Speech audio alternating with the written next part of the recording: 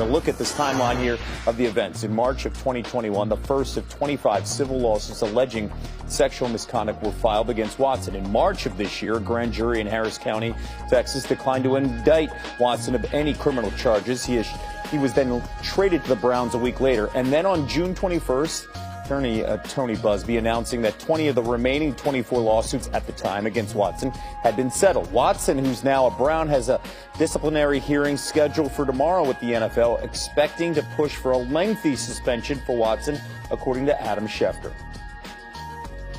NFL insider Jeff Darlington joining us now with much more. Jeff, what should we expect when Watson's hearing begins tomorrow? Well, Kevin, this is a significant day in this Deshaun Watson investigation. Sue Robinson, the disciplinary officer who is jointly appointed by the NFL and the NFLPA, will hear from all sides, including Deshaun Watson, the NFLPA, and the NFL. But what's significant about this, I was just having conversations with people in the league office who explained to me that Article 46 of the CBA lays out that ultimately, at least 10 days before this hearing, the NFL essentially has to tell Sue Robinson their recommended discipline for Deshaun Watson. And that discipline that the NFL thinks should be imposed is lengthy, I'm told. Indefinite type of suspension here, at least a year. Now, that doesn't mean that will ultimately happen. The NFLPA will have their chance to cite their case why that is too much. And Robinson then, for the following 3 days, can take written briefings before she ultimately hands down her decision on what the suspension will be. But make very clear here that the NFL does want to see discipline imposed on Deshaun Watson. Okay, domino effect. Let's stay on the field. How could a potential suspension for Watson impact Baker Mayfield's future here in Cleveland? You know what? Honestly, I don't think it does. And I say that not because he won't be available to the Cleveland Browns. He is on the hook for more than $18 million guaranteed by the Browns this season. It's still very difficult for me to see a reconciliation between these two sides where he ultimately is the week one starter. I talked to a number of people around the league who make very clear to me they see if Deshaun Watson is suspended, that Jacoby Brissett will be the week one starter, not Baker Mayfield, which is fascinating in itself that two people, Deshaun Watson and Baker Mayfield, could both be on the Cleveland Browns roster and not be under center in week one. Okay, now Baker was excused from Browns minicamp earlier this month. Deebo Samuel, he showed up for 49ers mandatory minicamp despite demanding a trade back in April that you first reported. So, Jeff, what movement has there been in the last couple months here between both sides? To be honest, none. Really very little, I should say. Just because Deebo Samuel showed up to mandatory minicamp does not mean that he changed his mind in terms of whether he wanted to play for the 49ers. He avoided a fine by reporting to that minicamp, and it did open some dialogue between him and the 49ers to maybe create some reconciliation between the organization and Deebo, who feels like things went sideways at the onset of negotiations for a long-term deal. But at this point, I get no sense that Deebo has lifted that trade request. I get every sense that he still would like to be traded. And until there are reconciliation between him and the team, maybe in the form of a monster contract, but probably even more than that from a personal standpoint, I don't think that Deebo Samuel will change his mind. I think he continues to want to be traded from the San Francisco 49ers. Okay. Staying on the field, it's really hard to sum up the impact Deebo had on this team a year ago. Keep in mind, 14 total touchdowns this past season. Jeff, thank you. Some other news making headlines this Monday. Brittany Griner's trial will begin Friday in Russia. The WNBA star appeared in court today in a preliminary. Verizon. 5G from the network more people rely on.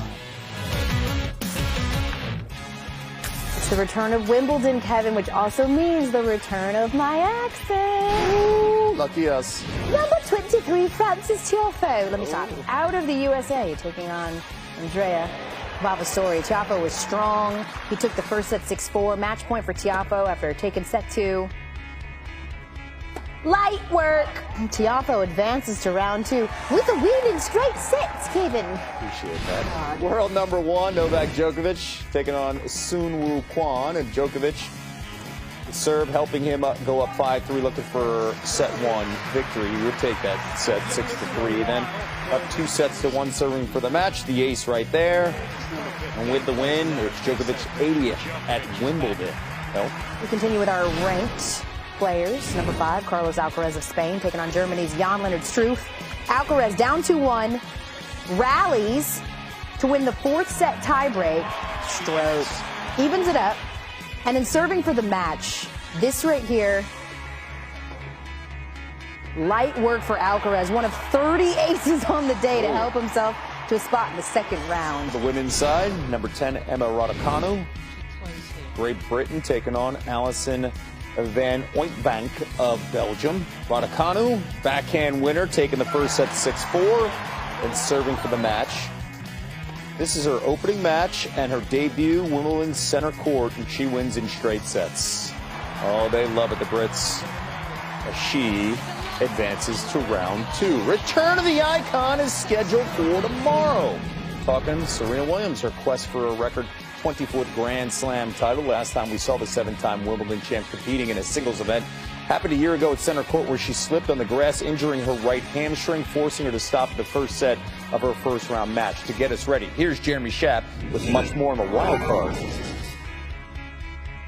Serena Williams is currently ranked 1,204th in the world. She hasn't played singles in a year since she was injured in the first round last year here at Wimbledon. She played a couple doubles matches last week, Pam. But what can we reasonably expect from her in this tournament? Well, I think we can expect a lot of rust. It's been 12 months, but we can also expect a ton of effort. She wouldn't be coming back to try and get through to the second week of this championship without feeling like if her serve can work on all cylinders, the way it did when she got to 4 major finals since having her child. So to me, it all comes down to that serve. If it can still work, she's got a chance to be in the second week. She's 40 years old. She's widely regarded as the greatest player ever. What is still driving her? I mean, it's going to be hard work coming back. Last year on the first Tuesday, when she got the injury and couldn't finish the first set, she did not want to have her career end in that way. I mean, she talked about it in the press conference on the weekend. She wants to create her own memories of her last match, and it was not what we saw last year. She wants to have a win, or she wants to at least finish a match healthy. She also remains one shy of the all-time record for major singles titles. She won her 23rd 65 months ago at the Australian Open in 2017. Still looking for number 24. For Pam Shriver, I'm Jeremy Schaap at Wimbledon. Jeremy, thank you so much. And Serena will have her work cut out for her if she wants to tie Margaret Court at 24 majors. According to Caesars Sportsbook, Serena's tied for 7th shortest odds to win the ladies' singles title at Wimbledon. Wimbledon Update is brought to you by out. So unless they're willing to give, him effectively a second chance here, I'm not so sure that they're going to want to take on what could be that circus as everybody else has seen it with Kyrie Irving. I mean, everybody in the NBA knows what's going down not too far from here in New York. So if there's anybody who can make it work, it's LeBron. We'll see if that happens, though, because I'm just not so sure the Lakers want to buy into that. Something just occurred to me, what you just said. And we always talk about life lessons. And if you forget the past, you're doomed to repeat it. To paraphrase that line, if I'm LeBron James, I'm not going back to the past. I'm not going to do that again. I'm going to wish Kyrie Irving well and say, man, maybe in another lifetime, maybe the world ends and we have a new NBA, we might think about doing that. But sometimes it's best to let the past stay there. Sometimes it's best to say, yeah, that was what we had. Yeah, we fixed things in terms of friendship, BFF, acquaintance, associate, whatever that is. But sometimes it's good to be, Christine, you're right. Sometimes you can be frenemies, but that doesn't mean you can be frenemies together. I want you to eat, just not at my table. Absolutely. Right? Hey, you like that restaurant? I like this one. You have yours.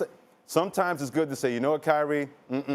I'm not going to revisit that and think that we can make this work a second time because we're more mature, we're older, we clearly understand. If I'm LeBron James, that's not a road I want to go down to think that maybe this time around, Kyrie has learned his lesson because there are no guarantees of that Well, at if all. it's not Kyrie, we obviously know that LeBron does need help, though. Right. That free agency this Yeah. year becomes ultra important for LeBron at this phase of his career in getting some more help around him and some scoring. Well, good luck with that with the salary cap. Good luck with that. Yeah, I mean, they're a team that is in Yeah. a really tough situation. Yeah, and I feel like LeBron does not want the drama of bringing Kyrie Absolutely. to LA. There's just too much.